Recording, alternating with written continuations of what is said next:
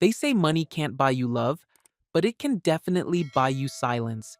My name is Marcus Reed, and for 3 years I walked 3 steps behind my white CEO wife at every charity gala, every board meeting, every public event, introduced as the driver to people who controlled billion-dollar empires. I thought she was protecting our marriage from a world that wasn't ready for us. I was wrong. She was protecting her inheritance from a husband she never planned to claim. But here's the thing about recording devices: they don't care about your skin color, your bank account, or your perfectly rehearsed lies. And when 47 seconds of brutal honesty goes viral at midnight, the masks come off, the federal agents show up, and suddenly, the woman who could buy anything discovers there's one thing money can't purchase: forgiveness from the man whose dignity you sold for stock options. If you're watching this story unfold, hit subscribe and tell me where you're watching from, because this tale of betrayal, revenge, and justice is just getting started. The elevator climbed to the 42nd floor, and my reflection stared back at me in the polished steel doors. Black tuxedo, bow tie straight, shoes shined until they gleamed. I looked the part tonight. I always did when Evelyn needed me to. "Remember," she said without looking at me, her fingers dancing across her phone screen. "Walk 3 steps behind when we enter the ballroom. The photographers will be there." I nodded, watching her perfect blonde hair catch the elevator's soft light. 3 years of marriage, and she still gave me the same instructions before every public event. 3 steps behind, never beside her, always the shadow.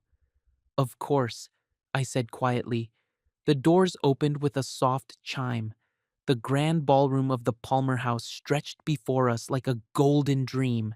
Crystal chandeliers hung from the ceiling like frozen fireworks.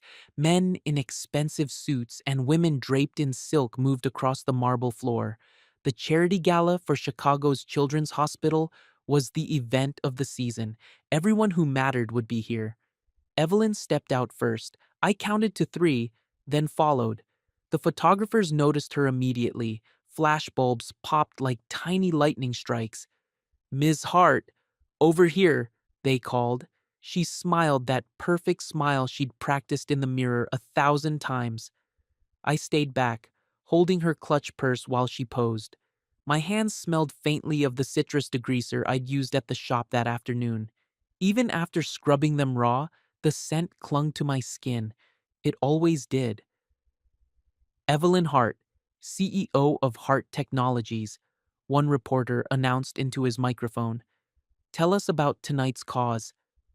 She launched into her prepared speech about helping sick children. Her voice was smooth as honey, every word perfectly placed. I'd heard this speech before. She practiced it in our penthouse bathroom while I shaved in the mornings. Board members from her company began to gather around her. Mr. Peterson, the chairman, Mrs. Chen, head of marketing, Dr. Williams from the foundation, important people with important titles and important money. "Evelyn, darling," Mrs. Chen said, air kissing both her cheeks. "You look stunning as always." "Thank you," Evelyn replied, her smile never wavering. "Let me introduce you all to Marcus. He's our driver tonight." The words hit me like cold water. Our driver, not her husband, not Marcus Reed, the man who held her when she cried about her father's death, not the man who made her coffee every morning exactly the way she liked it. Just the driver. Mr. Peterson barely glanced at me. "Good evening," he mumbled, already turning back to Evelyn. Dr. Williams nodded politely but said nothing. Mrs. Chen looked right through me like I was invisible. I kept my face calm and neutral. I'd learned how to do that. 3 years of practice. "Pleasure to meet you all," I said, my voice steady. Evelyn was already moving toward the bar, her heels clicking against the marble. The group followed her like planets orbiting the sun. I walked behind them, 3 steps back, just like she'd taught me. The ballroom was even more beautiful up close. Ice sculptures shaped like swans sat on every table. White roses and baby's breath filled crystal vases. The air smelled like expensive perfume and money. I found myself standing alone near a tall window overlooking the Chicago River. The city lights twinkled below like scattered diamonds. From up here, everything looked perfect, clean, ordered. Excuse me. I turned to see a young woman with a server's badge. She was maybe 25, with kind eyes and a nervous smile. Are you Marcus Reed? She asked quietly. Yes. I thought so. My car broke down last week on the south side. You fixed it for free when I couldn't afford the parts. Remember? The blue Honda with the bad alternator. I did remember. She'd been crying in her car outside my shop, late for her second job. I'd replaced the alternator and told her to pay me when she could. Sarah, right? Her smile grew wider. You remembered. I wanted to thank you again. That meant everything to me. Just doing my job, I said. No, it was more than that. You were kind when you didn't have to be. She paused, looking around the fancy ballroom. What are you doing here? This doesn't seem like your scene. Before I could answer, Evelyn's laugh cut through the air. High and musical, practiced for maximum charm. I looked over to see her surrounded by a new group of admirers. Her hand rested on Mr. Peterson's arm as she told some amusing story. I'm here with my wife, I said simply. Sarah's eyes widened. She followed my gaze to Evelyn, then back to me. Understanding dawned on her face, followed quickly by confusion. Oh, she said softly, I should get back to work. She hurried away, leaving me alone again by the window. 20 minutes later, Evelyn excused herself from her admirers and walked toward the ladies' room.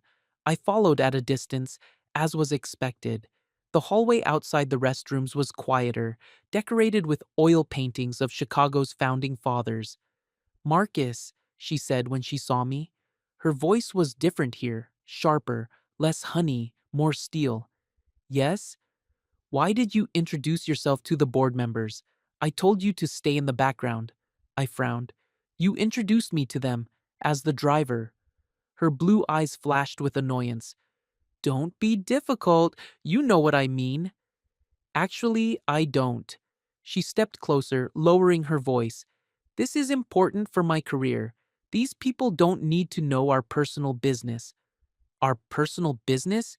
You mean our marriage? Keep your voice down. She glanced around to make sure we were alone. You know how it looks. A black mechanic married to a white CEO. People talk. They make assumptions. My chest tightened. What kind of assumptions? That I'm slumming it. That I'm having some kind of phase. Her words came out in a rush, like poison she'd been holding back. That I'm trying to be trendy or prove some point about diversity. I stared at her. 3 years. 3 years of walking behind her, staying in the shadows, playing the invisible man. And this was why. Is that what you think? I asked quietly. Of course not. But her answer came too quickly, too rehearsed. Then why does it matter what they think? She sighed like I was a child who wasn't understanding a simple lesson. Because image matters in my world, Marcus. Perception is reality. These people control billion-dollar budgets. They decide which companies get contracts and which ones don't. I can't afford to look inappropriate. Inappropriate. Yes, because I'm black. Because you're not one of us. She waved her hand toward the ballroom. You don't understand their world, their expectations. I reached into my jacket pocket and touched my phone.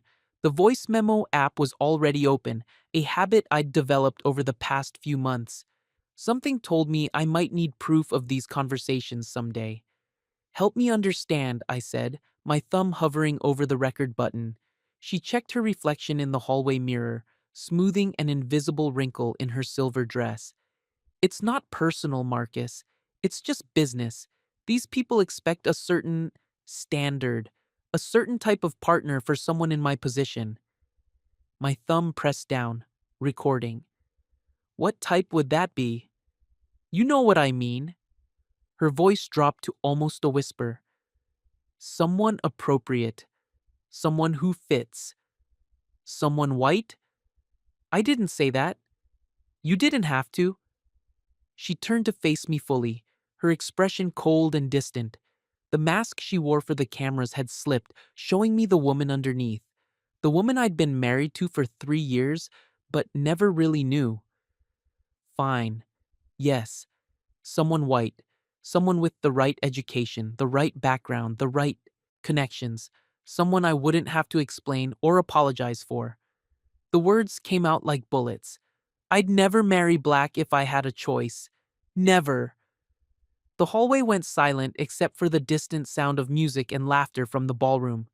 My thumb stayed on the record button as her words echoed in my mind. Never marry black. If I had a choice, 3 years of marriage, and she'd never had a choice. I was some kind of mistake she was trying to fix.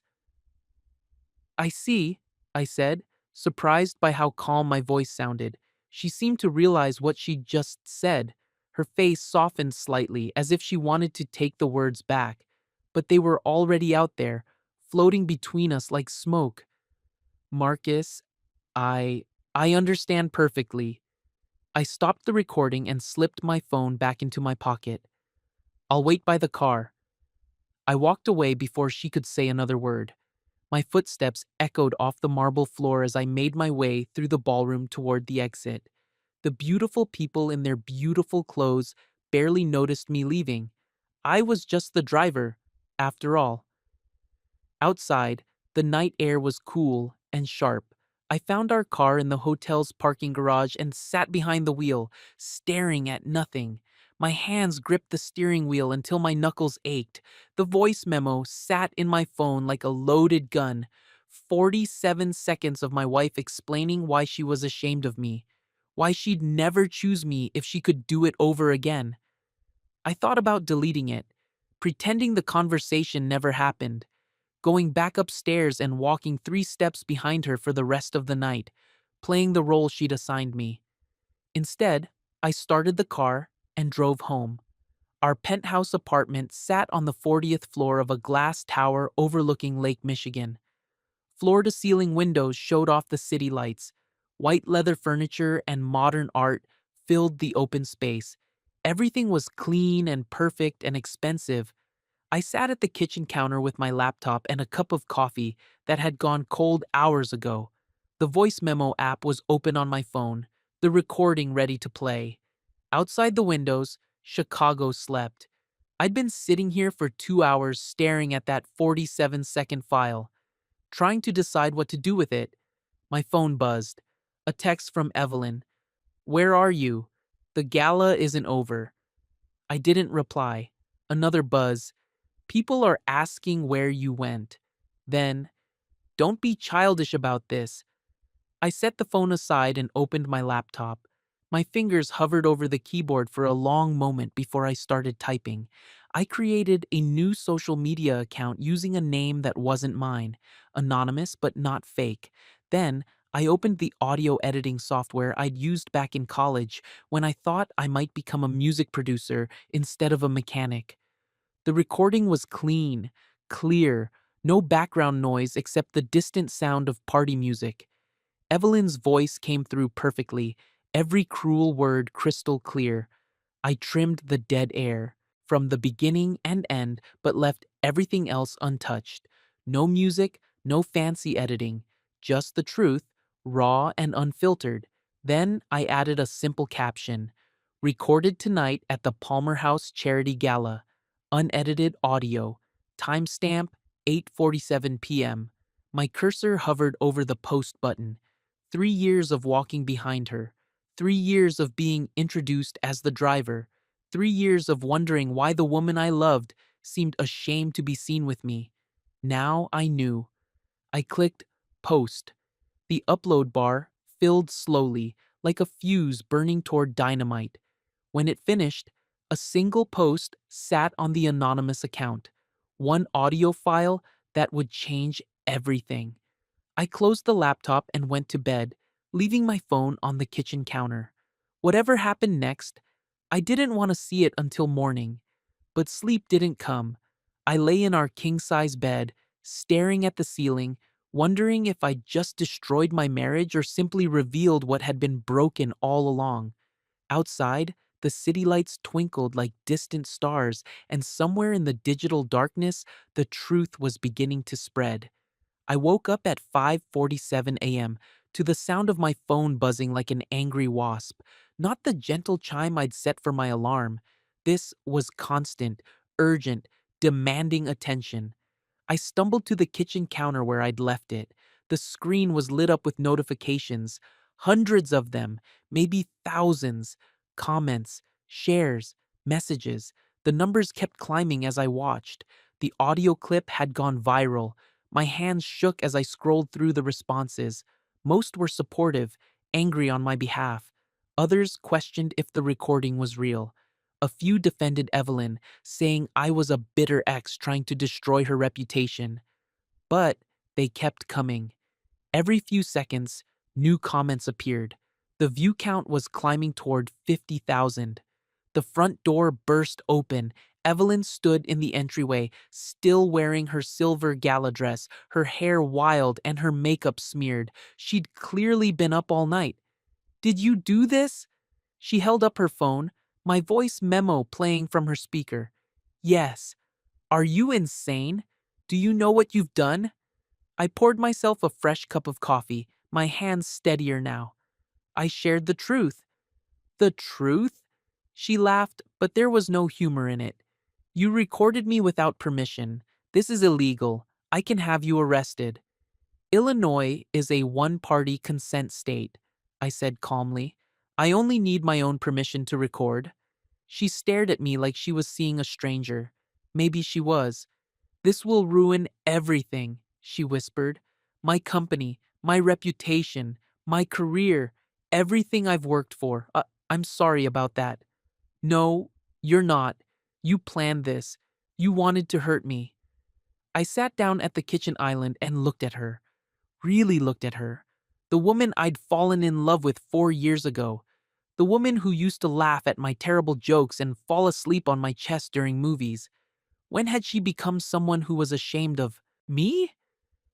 "I wanted you to love me," I said quietly. "All of me. Not just the parts you could hide." Her phone buzzed, then mine, then hers again. The notifications kept coming like digital rainfall. "Delete it," she said. "Take it down right now." "I can't." "Can't or won't?" "Both." She sank onto the white leather sofa, her dress pooling around her like spilled mercury. For the first time since I'd known her, Evelyn Hart looked defeated. "They'll destroy me," she said to the floor. "Maybe they should." She looked up at me, her blue eyes bright with tears or rage. "I loved you. Despite everything, I loved you."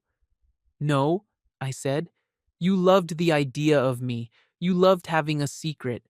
But you never loved me enough to claim me in public." My phone rang. Unknown number. "Marcus Reed?"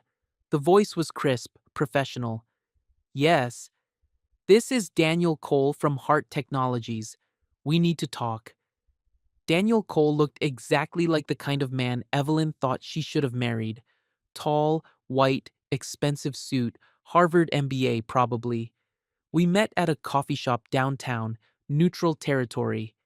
"This is a disaster," he said without preamble, sliding into the booth across from me. "The board is panicking. Our stock price dropped 3% in pre-market trading." "I'm sorry to hear that." He studied my face, looking for cracks in my composure. "Are you? Because this seems pretty calculated to me."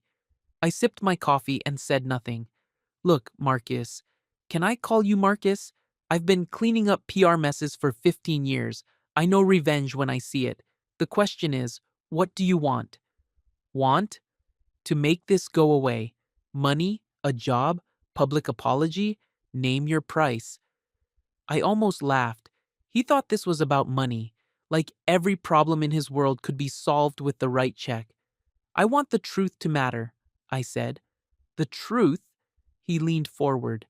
"The truth is that you violated your wife's privacy.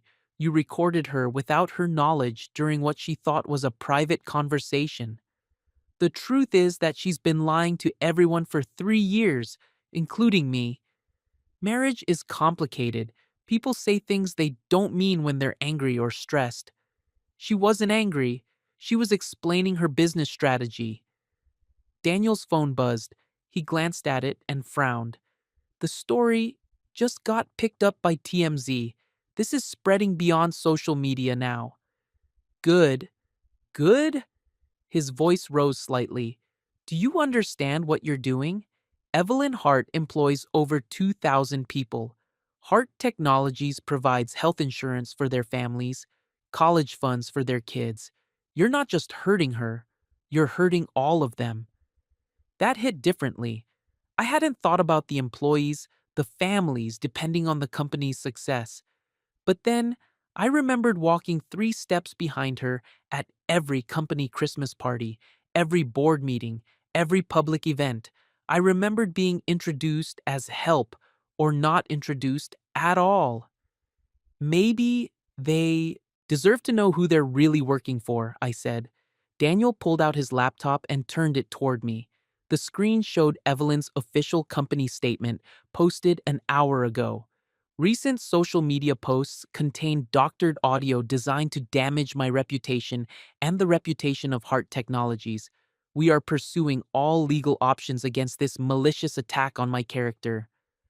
Doctored audio, I read aloud. Standard response. We're claiming it's a deepfake. But it's not. Can you prove that? I could. The original recording had metadata, timestamps, even background noise that matched the hotel's security footage, but proving it would require resources I didn't have. This is your chance to walk away, Daniel said softly. Take down the post. Issue an apology. We'll arrange a quiet divorce and a generous settlement. Everyone wins. Except for the truth. The truth is a luxury most people can't afford. I closed his laptop and slid it back across the table. Then, maybe it's time someone gave it to them for free. I walked out of the coffee shop and into the bright Chicago morning. My phone was buzzing again, but I didn't check it. Whatever came next, I was ready. The truth was out there now, spreading like wildfire through the digital world. For the first time in 3 years, I wasn't walking behind anyone. I was walking toward whatever came next, and I was walking tall. The walk back to my garage took 40 minutes through downtown Chicago. Each step felt lighter than the last. My phone buzzed constantly in my pocket, but I let it buzz. The city looked different somehow, brighter, like someone had cleaned windows I didn't know were dirty. My shop sat on a quiet street lined with small businesses that had been there for decades. Reed's Auto Repair wasn't fancy, but it was mine.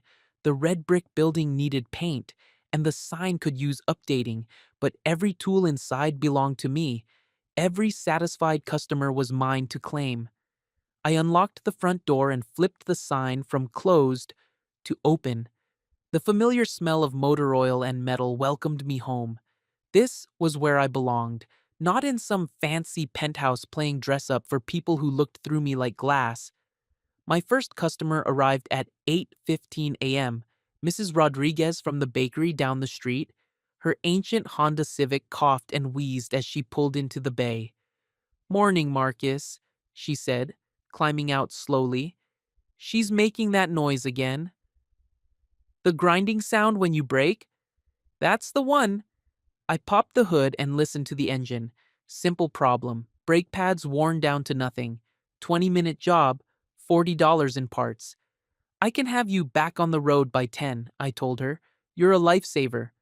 She paused, studying my face. "You look different today." "Happier." I thought about that while I worked on her car. Happier. When was the last time someone had said that about me? My phone rang at 9:30. Unknown number again. "Marcus." "Reed?" "Yes?" "This is Jennifer Walsh from Channel 7 News. We'd like to interview you about the audio recording that's been circulating online." "No, thank you. We could do it anonymously." Protect your identity. The answer's still no. I hung up. 5 minutes later, another call. Then another. Reporters, bloggers, podcasters. Everyone wanted to hear my side of the story. I sent them all to voicemail. At 11 a.m., I was replacing brake pads when my friend Jada walked in. She worked as a nurse at Chicago General, usually pulled the overnight shift. She should have been sleeping, but here she was, holding 2 cups of coffee from the place around the corner. "Heard you caused some trouble," she said, settling onto an overturned milk crate that served as my office chair. Jada Morales had been my neighbor for 2 years. Single mother, worked 3 jobs, still found time to check on people in the building. She was the only person who knew the truth about my marriage from the beginning. "Word travels fast," I said, accepting the coffee gratefully. "Honey, half of Chicago heard that recording by now. The other half is probably listening to it right now." She sipped her coffee and studied me. "You okay?" "Better than okay." "Good, because that woman never deserved you anyway." I'd told Jada stories over the years, little things.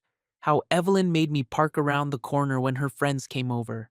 How she introduced me differently depending on who was listening. How she scheduled my shop work around her social calendar, so I'd always be available to drive her places. "She's going to fight back," Jada warned. "Rich people don't go down easy." "I know. You ready for that?" I looked around my shop, at the tools I'd bought with my own money, the business I'd built with my own hands, at the picture on the wall of my father, who'd taught me everything I knew about fixing things that were broken. "I've been ready my whole life." Jada smiled. "That's my boy." She left me with the coffee and a promise to check on me later. I went back to work on Mrs. Rodriguez's Honda, humming under my breath for the first time in months. At noon, my phone buzzed with a text from a number I didn't recognize. "Check your email. You need to see this." A friend. I wiped my hands clean and pulled up my email on my phone.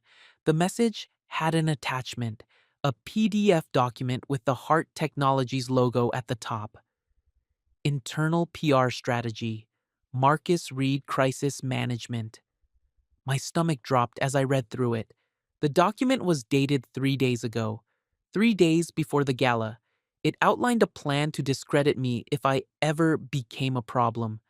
They had prepared talking points about my unstable behavior and history of poor judgment. They'd researched my business, my finances, even my family background, looking for ammunition. At the bottom, a handwritten note. Evelyn specifically requested this. She said it was only a matter of time. DC, DC, Daniel Cole. I screenshot the document and saved it to my cloud storage. Then, I called the number that had texted me. "You got it?" The voice was familiar. "Daniel?" "Don't use my name on the phone." "But yes." "Why are you sending me this?" A long pause. "Because I've been doing crisis management for 15 years, and I've never prepared a smear campaign against someone's husband before. It felt wrong then. It feels worse now." "You could get fired for this." "Probably, but some lines shouldn't be crossed." The line went dead. I stared at the document for a long time. They'd been planning to destroy me for days, maybe weeks. While I was making coffee and ironing shirts and playing the perfect husband, they were mapping out exactly how to tear apart my life. My phone rang again. This time, I recognized the number. "Marcus." Evelyn's voice was smaller than I'd ever heard it. "We need to talk. I think we've said enough. Please, not on the phone. Meet me somewhere private." I almost said no, but something in her voice stopped me. Not the CEO voice or the society wife voice. Something softer, maybe even real. "The diner on Madison," I said. 1 hour. Polly's Diner had been serving coffee and honest food since 1952. Red vinyl booths, black and white checkered floor, pie that was actually homemade. It was the kind of place Evelyn would normally never set foot in. She was already there when I arrived, sitting in a corner booth wearing dark sunglasses and a baseball cap pulled low. She looked smaller without the designer clothes and perfect makeup. Younger, more like the woman I'd fallen in love with 4 years ago. "Thank you for coming," she said as I slid into the seat across from her. The waitress appeared before I could respond. "Coffee, hun? Please. You eating?" "Just coffee." Evelyn ordered nothing. She sat with her hands folded on the table, not touching the untouched cup growing cold in front of her. "I've been getting death threats," she said quietly. That hit me harder than I expected. I'd wanted her to face consequences, but death threats went too far. "I'm sorry. Are you?" I really looked at her for the first time in months. She was pale under her makeup, dark circles under her eyes. Her hands were shaking slightly. "Yes," I said and meant it. "I never wanted that." "What did you want?" "I wanted you to tell the truth." "I did tell the truth, just not the one you wanted to hear." The waitress refilled my coffee cup and left us alone again. Outside, Chicago went about its business. Cars passed by, people walked to work. Life continued like normal. But nothing felt normal anymore. "I saw the PR document," I said. Evelyn's face went white. "What document?" "The crisis management plan, dated 3 days ago. Funny thing about that timing." She was quiet for a long moment. When she spoke, her voice was barely above a whisper. "That wasn't supposed to happen." "Which part? Making the plan or me? Finding out about it?" "Any of it." She pulled off her sunglasses and I saw how red her eyes were. "I thought I could handle it. Control the narrative. Make it all go away quietly. Like you made me go away quietly for 3 years. That's not fair, isn't it?" She reached across the table like she was going to take my hand, then stopped herself. "I know how this looks, but you don't understand the pressure I'm under. The board, the investors, my mother." "Your mother?" "She's been pushing me to end things since the beginning. Says you're inappropriate for someone in my position." "Inappropriate? There's that word again." "She threatened to pull her funding if I didn't handle the situation." I felt something cold settle in my chest. "The situation. That's what you call our marriage." "I call it complicated." "No, Evelyn. Complicated is figuring out your taxes or deciding where to go for dinner. Complicated is not being ashamed of your husband's skin color." She flinched like I'd slapped her. "It's not about your skin color." "Then what's it about?" "It's about compatibility, background, shared experiences. You have to admit we come from very different worlds." I laughed, but there was no humor in it. "Different worlds? You mean I'm poor and black and you're rich and white?" "That's oversimplifying things." "Is it?" She was quiet again, staring into her untouched coffee like it held answers to questions she was afraid to ask. "I loved you," she said finally. "Past tense?" "I don't know anymore. I don't know anything anymore." My phone buzzed with a text, then another. I glanced at the screen and saw notifications piling up. Comments on the audio post were climbing toward 10,000. Shares were in the hundreds. "It's getting bigger," I said. "I know." "Good." "Good?" She looked at me like I'd lost my mind. "Marcus, this is destroying both of us. Can't you see that?" "No. It's destroying the lie we've been living. That's different." "And what happens when the lie is gone? What's left?" I finished my coffee and stood up. "I guess we'll find out." I left her sitting in the booth, staring at her reflection in the diner window. Walking away from her felt like stepping out of a prison I hadn't realized I was in. Back at the shop, I found Luis Ortega waiting by the front door. He was head of security at Evelyn's building, a quiet man with steady hands and honest eyes. We'd talked a few times over the years, always polite, but never personal. Mr. Reed, he said, straightening up as I approached. Luis, what brings you here? We need to talk. Privately. I unlocked the shop and gestured for him to come inside. He looked around nervously, like he expected cameras to be watching. I heard about the recording, he said. The whole building's talking about it. I imagine they are. Thing is, I was working the front desk Friday night when you both got back from the gala. Mrs. Reed, I mean, Ms. Hart, she was on her phone in the lobby, talking loud, angry. I waited.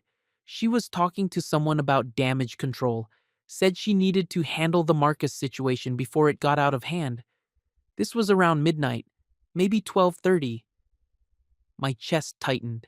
Hours before I posted anything online, Evelyn was already talking about handling me like a problem that needed solving. You sure about the timing?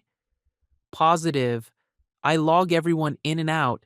Got the timestamp if you need it. Why are you telling me this? Luis looked uncomfortable. Because I got kids, Mr. Reed. 3 daughters, and I don't want them growing up thinking it's okay for someone to treat their husband like he's something to be ashamed of. He reached into his jacket and pulled out a folded piece of paper. Security logs from Friday night shows exactly when you both came and went, what was said in the lobby. Audio gets recorded too, automatically. I unfolded the paper. Everything was there. Timestamps, conversation notes, even a mention of Evelyn's phone call about damage control. The building keeps these logs. 30 days, then they get wiped. But I made a copy before my shift ended. This could get you in trouble. Some things are more important than my job. I folded the paper carefully and slipped it into my pocket. Thank you. Don't thank me yet. You're going to need more than one security guard's word if this gets legal. What do you mean? Ms. Hart's mother was in the building this morning. Vivian Hart. Real piece of work, that one. She was talking about lawyers, private investigators, ways to make this whole thing disappear. I thought about the PR document Daniel had sent me, about death threats and damage control and ways to make things disappear. Luis, if they come after your job, they probably will. But I got 20 years with the security company. Good record. I'll land on my feet. He headed for the door, then paused. For what it's worth, Mr. Reed, you seem like a good man. Better than most of the people I see coming through that lobby. After he left, I sat in my shop surrounded by honest tools and honest work, reading through security logs that proved my wife had been planning to destroy me before I ever hit the record button. The afternoon sun slanted through the windows, and somewhere in the city, the truth was spreading faster than anyone could contain it. For the first time in 3 years, I wasn't walking behind someone else's shadow.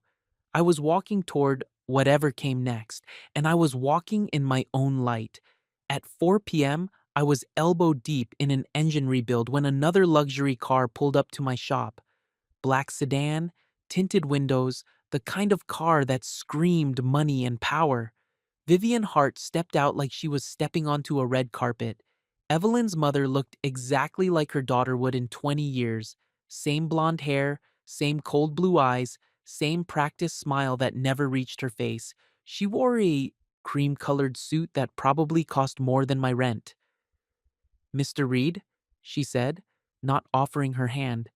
Mrs. Hart. May I come in?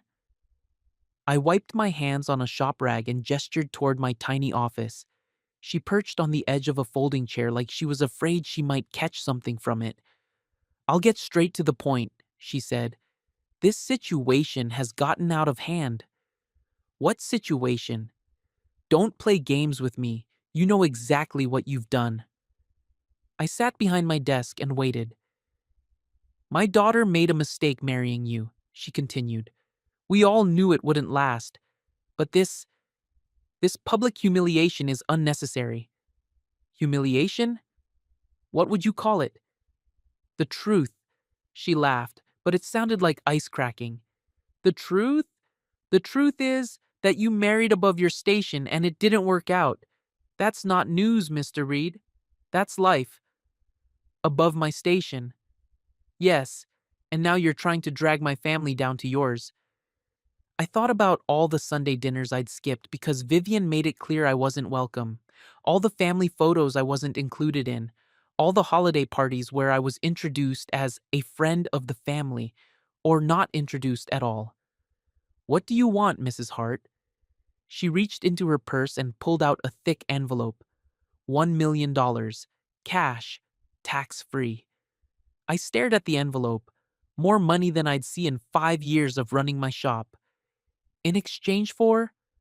Take down the recording.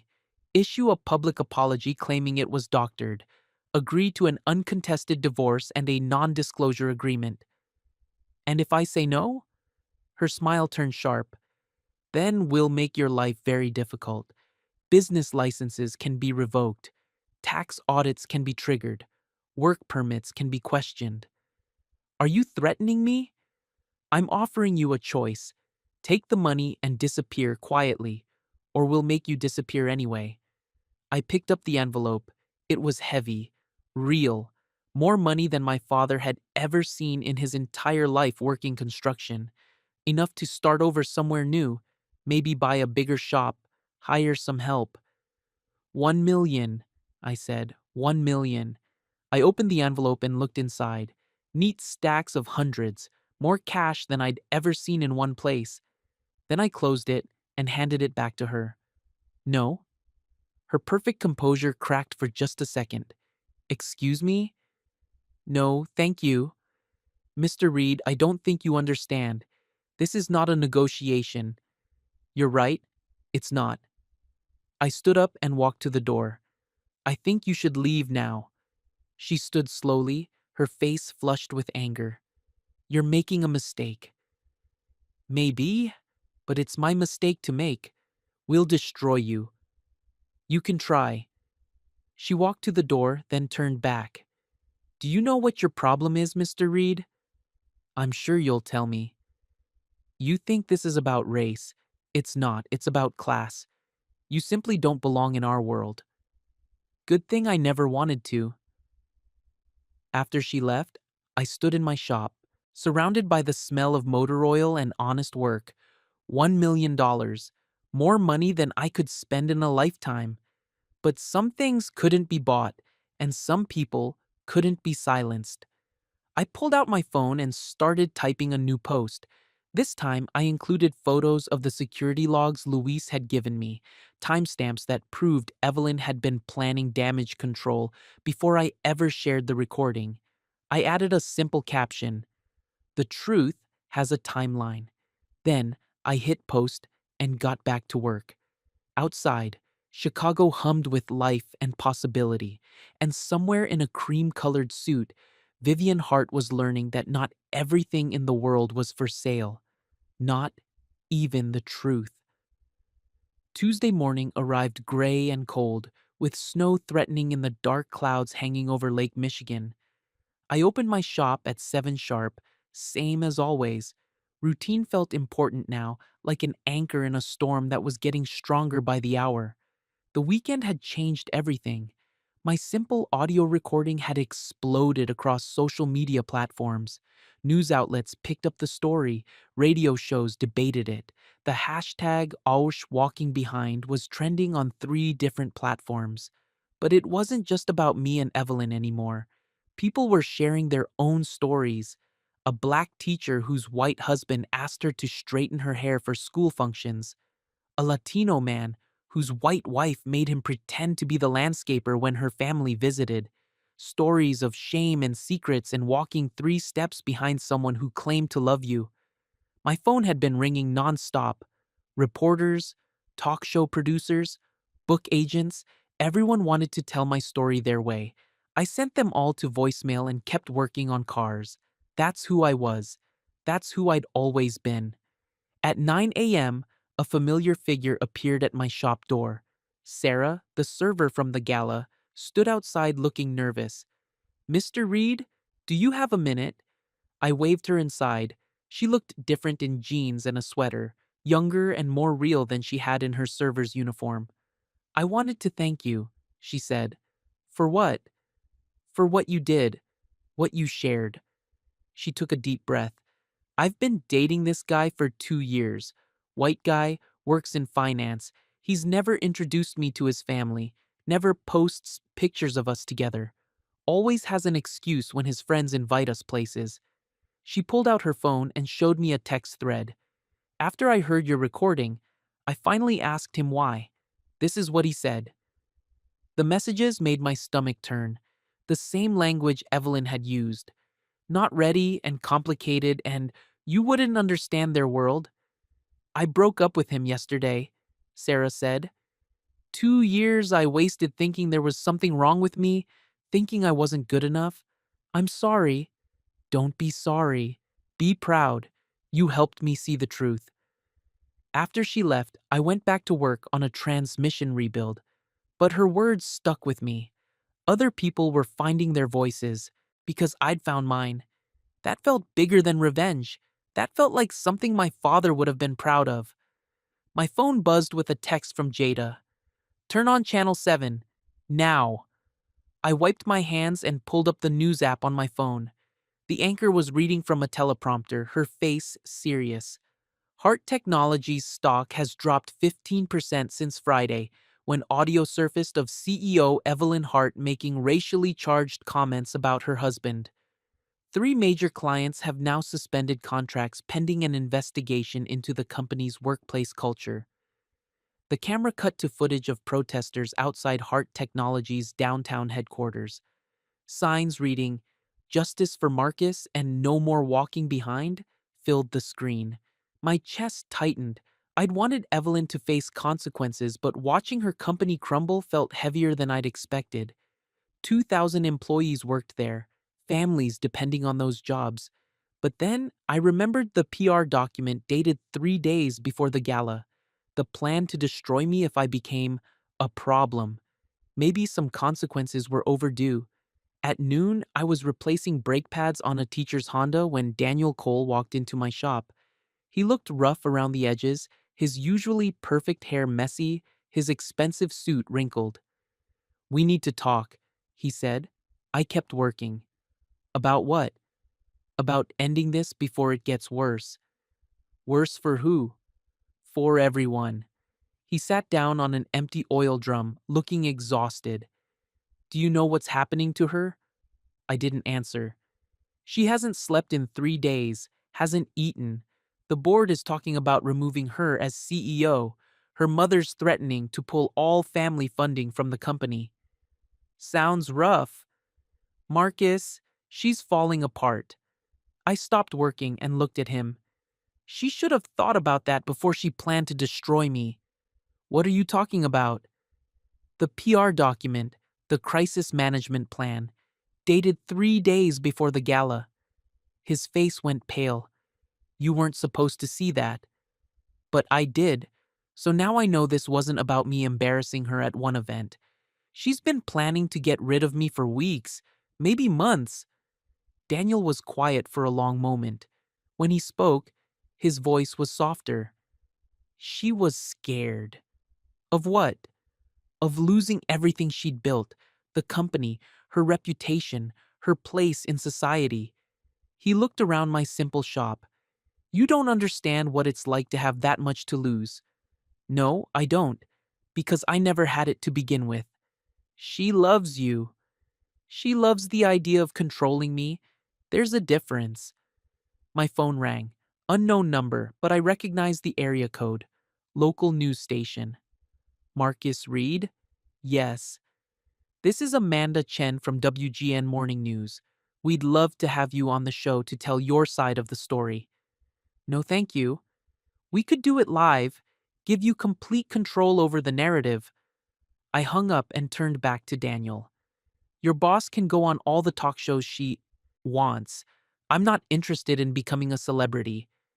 Then, what do you want? I want to fix cars and live my life without walking behind someone who's ashamed of me. And if that means destroying her in the process? I thought about that question while I finished installing the brake pads. Did I want to destroy Evelyn, or did I just want to be free? I want the truth to matter, I said finally. If that destroys her, she destroyed herself a long time ago. Daniel left without another word. Through my shop window, I watched him sit in his car for a long time before driving away. At 3 p.m., my phone buzzed with a text from a number I didn't recognize. Coffee? I have something you need to hear. Luis. I met him at the same diner where I'd talked to Evelyn. He was already there, sitting in the back booth, looking nervous. Thanks for coming, he said as I sat down. What's this about? He pulled out his phone and set it on the table between us. Building security meeting this morning. Emergency session with the building owners and Hart Technologies management. And they asked me to disappear the security logs from Friday night, offered me $50,000 to say the timestamps were wrong. My coffee cup stopped halfway to my mouth. What did you tell them? I told them I'd think about it. He leaned forward. But I wanted you to know first. They're trying to erase the evidence. All of it? Audio logs, written reports, even the lobby camera footage. Make it like that conversation never happened. I thought about Vivian Hart's visit to my shop, about her envelope full of cash and her threats about making me disappear. They weren't just trying to discredit me anymore. They were trying to rewrite history.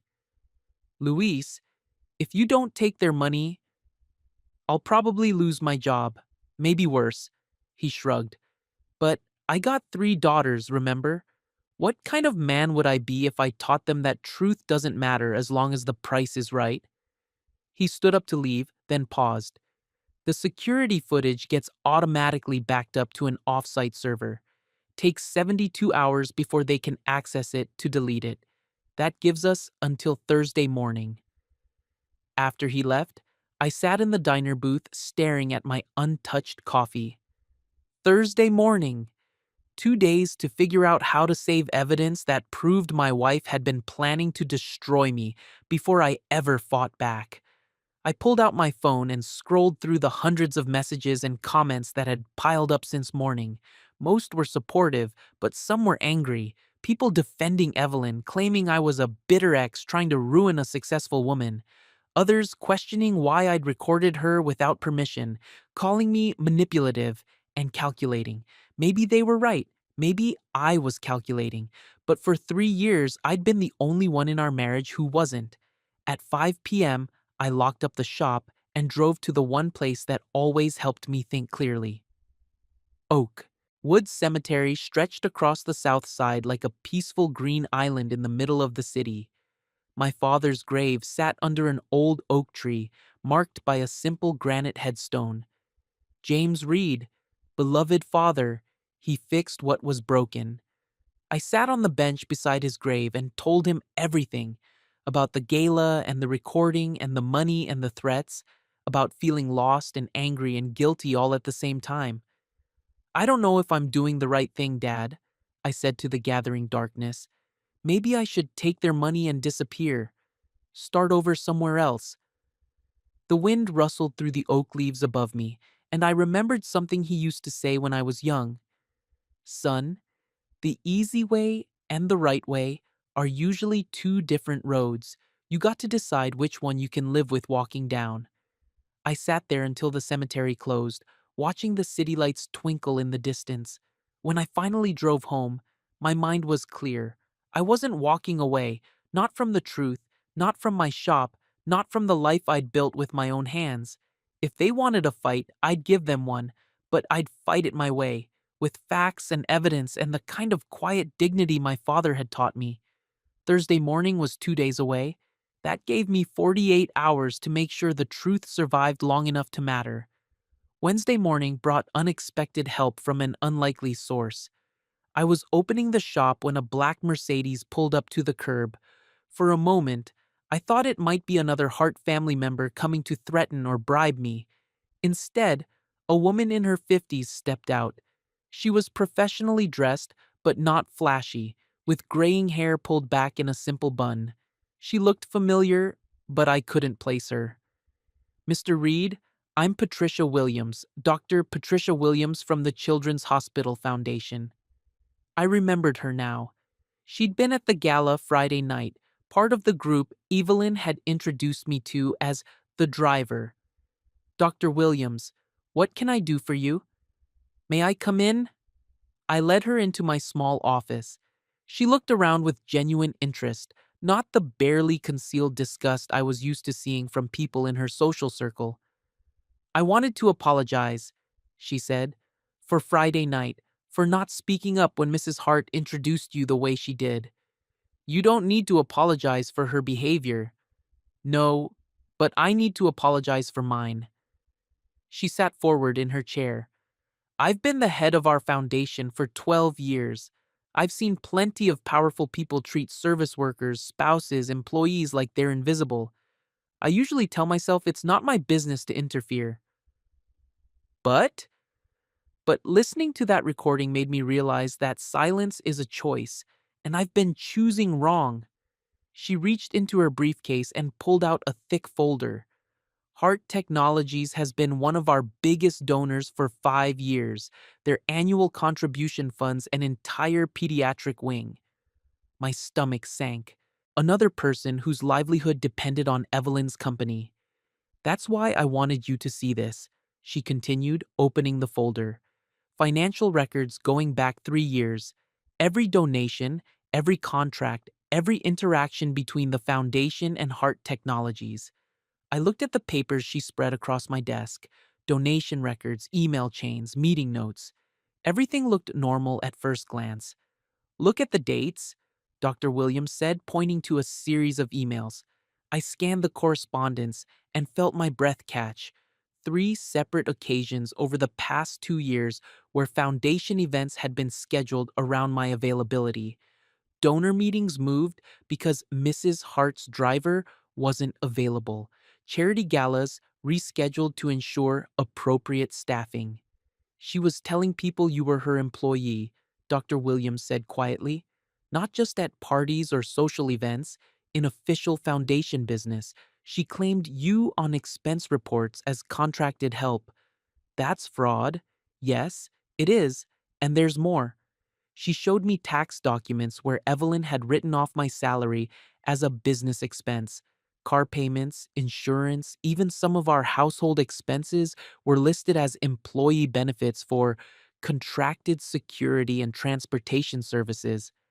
She's been deducting your marriage as a business expense for 2 years, Dr. Williams said, claiming you were hired help, not her husband. The papers felt heavy in my hands, not just personal humiliation anymore, but legal fraud, tax evasion, using our marriage as a cover for financial crimes. Why are you showing me this?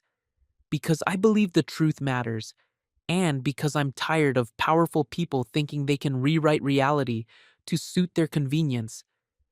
This could get you in trouble, probably, but some things are more important than staying comfortable. She stood up to leave, then paused at the door. Mr. Reed, for what it's worth, I think your father would be proud of you. You knew my father? James Reed built the wheelchair ramp at our original hospital building in 1995, refused payment because he said it was the right thing to do. She smiled. You have his eyes, and his backbone. After she left, I sat staring at the financial documents spread across my desk. Evidence of systematic fraud going back years. Not just personal cruelty, but criminal behavior. My phone buzzed with a text from Luis. They moved up the timeline. Deleting security files tonight at midnight. It's now or never. I looked at the clock.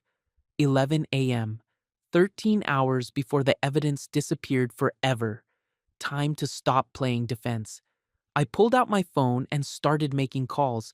Not to reporters or lawyers or talk show producers. To people who mattered. People who understood that the truth was worth fighting for, even when fighting back was scary. First call, Jada. I need your help with something important. Second call, Sarah. Remember what you said about being proud? I need you to be brave. Third call, Daniel. If you really want to end this, meet me at the building tonight. Bring your conscience. By midnight, this would be over. One way or another, the truth would survive, or it would disappear forever into the digital graveyard where inconvenient facts went to die. But I wasn't going down without a fight, and I wouldn't be fighting alone. At 11:30 p.m., I stood outside the Hart Tower with a small group of unlikely allies. Luis waited by the service entrance, his security badge ready. Dr. Williams had driven down from her suburban home, bringing printed copies of all the financial documents. Sarah clutched a folder full of her own evidence, text messages and photos from her relationship that had ended after she heard my recording. Jada stood beside me, steady and calm as always. She'd taken the night off work to be here, left her kids with her mother. For the truth, she'd said when I tried to talk her out of coming. Even Daniel had shown up, though he looked like a man walking to his own execution. Last chance to walk away, I told the group. After tonight, there's no going back. Good, Dr. Williams said firmly. I'm tired of going backward. Luis led us through the service entrance and up the back stairs to the security office on the 20th floor. The building felt different at night, empty and echoing. Our footsteps sounded too loud in the marble hallways. They'll start the data wipe at midnight, Luis explained as he unlocked the security office door. Remote access from Hart Technologies' IT department. Everything from Friday night will be gone by 12:05 a.m. How long do we need? I asked. 20 minutes to download everything and create authenticated copies. Another 10 to upload them to a secure cloud server. And if we get caught, then we all go down together.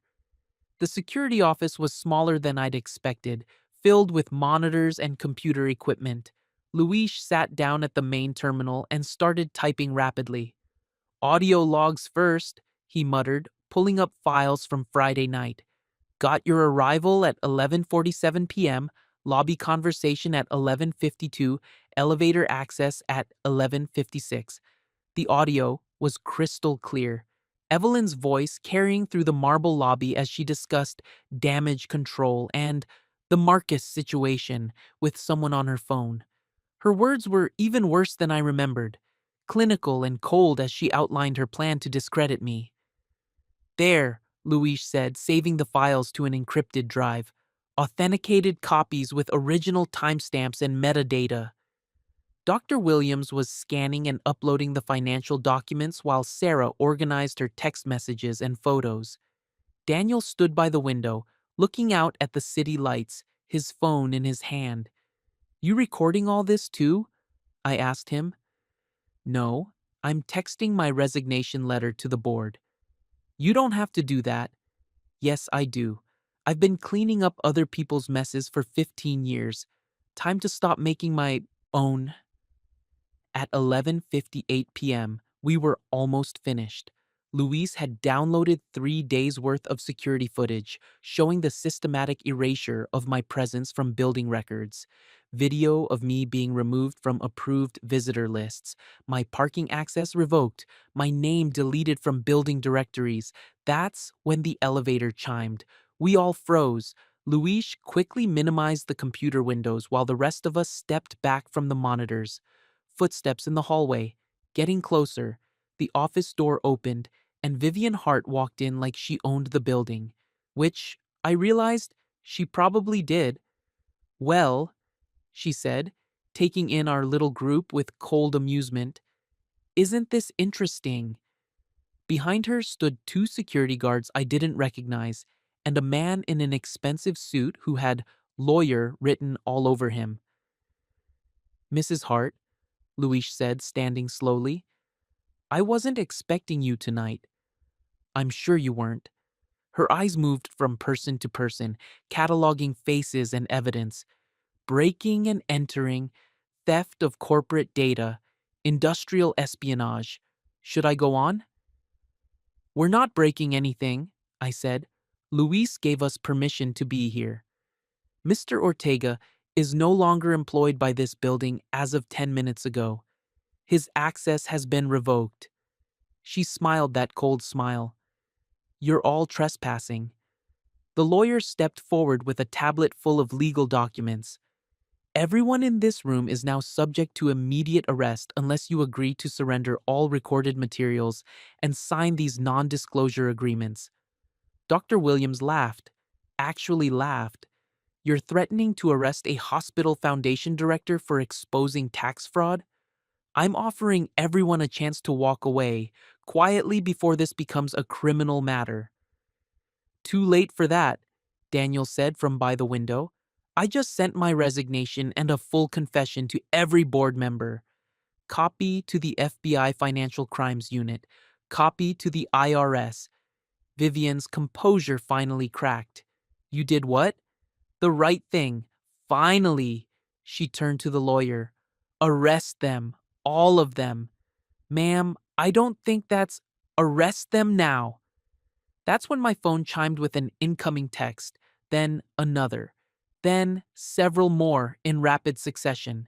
I pulled it out and saw messages from reporters, news producers, social media platforms, all with the same basic content. Major story breaking. Heart Technologies under federal investigation. Comment? You're too late, I told Vivian, showing her my phone. It's already out there. She stared at the screen, her face going from pale to red to pale again. Congratulations, I said, pocketing the phone. You've just made your daughter the most famous fraudster in Chicago. Luis ejected the encrypted drive and handed it to me.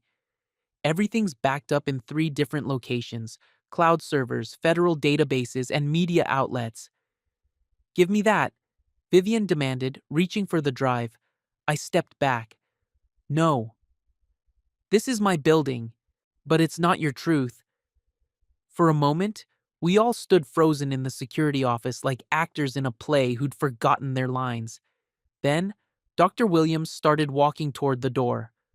I have surgery at 7 a.m., she announced. If you're going to arrest me, do it quickly. Sarah followed her, then Jada, then Luis. I looked at Vivian Hart one last time. You could have just let me walk away, I said. I would have taken the money and disappeared, but you got greedy. You wanted to erase me completely. You don't belong in our world, she said, her voice shaking with rage. You're right. I belong in a better one. I walked out of the security office and didn't look back. By morning, the truth would be everywhere. Federal investigators would be asking questions. Tax auditors would be reviewing records. And somewhere in a penthouse overlooking Lake Michigan, 2 women would be learning that money couldn't buy everything. Some things, like dignity, like truth, like justice, had to be earned. And I had just earned mine. Thursday morning brought rain and federal agents. I was in my shop by 6 a.m., same as always. Coffee brewing, lights on, ready for an honest day's work. But the black SUVs parked across the street told me this wouldn't be a normal day. Agent Sarah Martinez looked nothing like what I'd expected from an FBI financial crimes investigator. She was young, maybe 35, with kind eyes behind wire-rimmed glasses. Her partner, Agent Robert Chen, was older and quieter, the kind of man who noticed everything but said little. Mr. Reed, Agent Martinez said, showing me her badge, we'd like to ask you some questions about your relationship with Heart Technologies. Am I under investigation? No, sir. You're a witness, possibly a victim. They spread the financial documents across my small desk: tax returns, expense reports, payroll records. 3 years of my marriage reduced to numbers on paper. According to these records, you've been employed by Heart Technologies as a driver and security consultant since 2021, Agent Chen said. Is that accurate? No, I've never been employed by Heart Technologies. I'm married to the CEO. Or was. Agent Martinez made notes. But you did attend company events? Drive Mrs. Hart to business meetings? As her husband, not as an employee. Yet she claimed tax deductions for your salary, benefits, even personal expenses like your car payment and insurance. I looked at the papers again. The fraud was even more extensive than Dr. Williams had shown me. Evelyn had been writing off nearly every aspect of our shared life as business expenses. She filed joint tax returns with you while simultaneously claiming you as a business expense, Agent Martinez continued. That's fraud on multiple levels. What happens now? We investigate.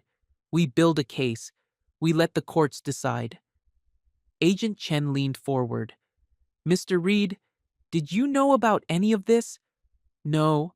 I thought she was just ashamed of me. I didn't know she was using me to steal from the government. After they left, I sat in my shop trying to process everything. The recording had been about personal humiliation. But this was bigger, criminal, the kind of thing that sent people to prison. My phone rang. I almost didn't answer, but I recognized Jada's number. Turn on Channel 7, she said. Right now. I pulled up the news app on my phone. The lead story showed federal agents carrying boxes out of Hart Technologies' downtown headquarters. The caption read, FBI raids tech company in tax fraud investigation. The reporter stood in front of the building, speaking into her microphone. Sources confirm this raid is connected to the viral audio recording that surfaced 5 days ago, in which CEO Evelyn Hart made racially charged comments about her husband. What began as a social media scandal has now become a federal criminal investigation. My shop bell chimed. I looked up to see Evelyn standing in my doorway. She looked terrible. Her perfect blonde hair was unwashed and pulled back in a messy ponytail. No makeup, wrinkled clothes, dark circles under her red-rimmed eyes. They took everything, she said quietly. I set my phone aside and waited. Computers, files, phones, even my personal laptop.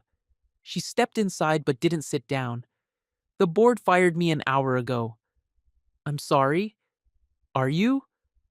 I thought about that. Was I sorry? 3 days ago, I would have said no. But looking at her now, broken and defeated, I felt something I hadn't expected. Sadness. Not for her situation, but for what we'd lost.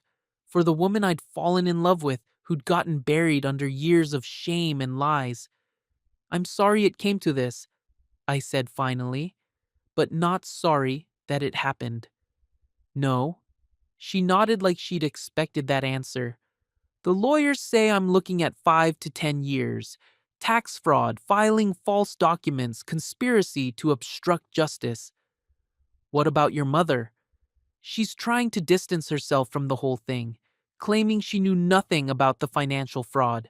Evelyn laughed bitterly. She's probably right. She hired accountants to handle the illegal stuff so her hands would stay clean. Smart, evil, but smart. Evelyn looked around my shop, really looked at it for maybe the first time. You know what's funny? I always thought this place was beneath me. Too small, too simple. But you built something real here. It's honest work. Yeah, I forgot what that felt like. She walked to the wall where I kept pictures of satisfied customers and cars I'd restored. Her fingers traced the frame around a photo of my father teaching me to change oil when I was 12. I loved you, she said without turning around. I know you don't believe that, but I did. I believe you loved the idea of me, the fantasy of being the kind of person who could love someone like me. Maybe you're right, she turned back to me. But I did love you, the real you. Late, at night when no one was watching. In the mornings before, I remembered to be ashamed. My chest tightened. Then, why wasn't that enough? Because I was weak, because I cared more about what other people thought than what I felt. Tears ran down her cheeks, because I thought I could have both, your love and their approval. You can't. I know that now. She reached into her purse and pulled out a thick envelope. Not money this time, legal papers. Divorce decree, she said, setting it on my desk. Uncontested. No alimony, no community property claims. You keep the shop, your car, everything that was yours before we met. What about you? I'll probably be in prison. If I'm lucky, minimum security. If not, she shrugged. I'll figure it out. I looked at the papers but didn't touch them. 3 years of marriage reduced to a legal document that would take less time to sign than it took to change brake pads. Evelyn, yes? I forgive you. She stared at me like I'd spoken in a foreign language. What? I forgive you. For the lies, the shame, all of it. I forgive you. Why? Because holding on to anger is like drinking poison and expecting the other person to die. Did you read that in a fortune cookie? My father used to say it. She smiled for the first time since she'd walked in. A real smile, not the practiced one she wore for cameras. He sounds like he was a good man. The best. I wish I could have met him. The real him, I mean. Not the version I would have performed for. He would have liked you. The real you. We stood in comfortable silence for a moment, rain pattering against the shop windows. Outside, Chicago went about its business. Cars passed by. People hurried down sidewalks. Life continued. Marcus, yeah? For what it's worth, I'm glad you didn't let them erase you. After she left, I sat at my desk staring at the divorce papers. 3 signatures and it would all be over. The marriage, the lies, the walking 3 steps behind. I signed my name carefully and dated the papers. Then, I put them in my desk drawer and got back to work. Friday evening, I closed the shop early and drove to Oakwood Cemetery. The rain had stopped, leaving the air clean and fresh. My father's grave looked peaceful in the golden light of sunset. It's over, Dad, I said, settling onto the familiar bench. The truth won. Finally.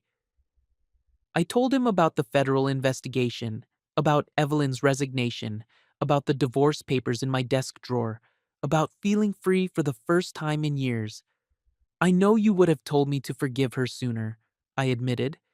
You always said forgiveness was for the forgiver, not the forgiven. But I had to get angry first, had to fight back, had to prove to myself that I was worth fighting for. The wind rustled through the oak leaves above me, and I could almost hear his voice.